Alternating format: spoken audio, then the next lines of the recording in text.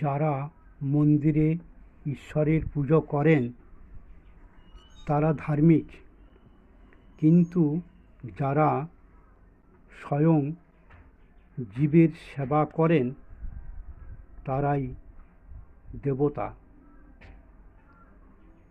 এই পৃথিবীতে কেউ তোমার খোঁজ ততক্ষণ নেবে না যতক্ষণ না পর্যন্ত তোমাকে তার প্রয়োজন হয়।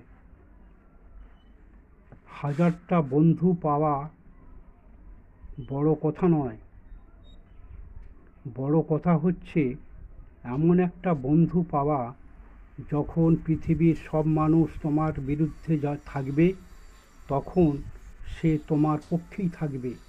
সেই প্রকৃত বন্ধু। এমন বন্ধু আজকের এই